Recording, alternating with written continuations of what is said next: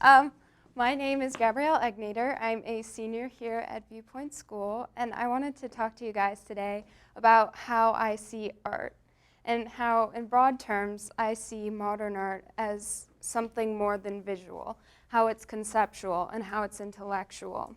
And for me, the artist that taught me that there's so much more behind modern art is Rothko. Rothko, for me, is known as the guy with the colors and the squares. And so it took me a long time to finally understand what he was trying to say. After I started reading articles and listening to my art teachers, I found out that Rothko made this piece in the time of psychoanalysis, when it was the thing to focus on self-reflection and introspection. And when he painted this, he wanted people to look beyond just the colors. He wanted his piece to be a catalyst for emotions. He wanted to create something that would help the audience in their own introspection. And for me, after realizing that concept, I was in love with it. I was in love with his paintings. I was in love with the artist. But I still had some doubts about the technical skill, because obviously this is just something abstract. And the artist that taught me that this lack of technical skill was a choice was Picasso. Picasso has this amazing evolution from still lifes and rendering reality to his cubism and to his embrace of photography and light and all the new technologies. And he said that it took him 4 years to learn how to draw like Raphael, but it took him his entire life to learn how to draw like a child.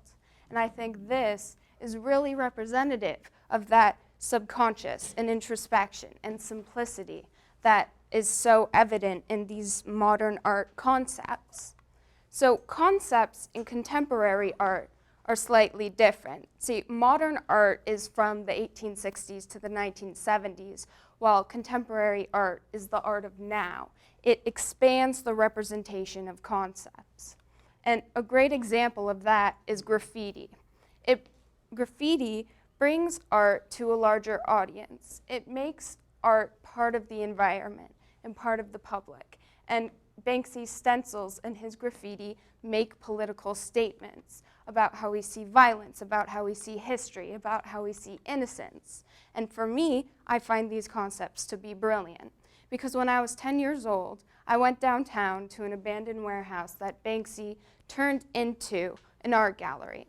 And when I was 10 and I was in elementary school, I walked into this warehouse and saw an elephant. And for me, I could understand the concept that there was an elephant in the room, physically. And for me, that taught me what a concept meant, what a concept is and how it could impact people. And performance art is also expanding the representation of concepts. Marina Abramovic is a performance artist who's most famous for sitting down at the MoMA for 750 hours and focusing on human connections and relationships by asking her audience to sit down with her and look into her eyes as she looks into theirs. And this performance takes the idea of a concept and doesn't make it part of something visually permanent. And it just makes the concept more powerful. And for me, I always keep that in mind when I create my own art. Like Rothko, I want to make something that people can look beyond visually, that there's a concept behind it, a concept that is powerful, like Marina Abramovic's performance art. So next time you see a piece of art, try and look beyond the visual and find a conceptual and emotional part to it that you can connect with. Thank you.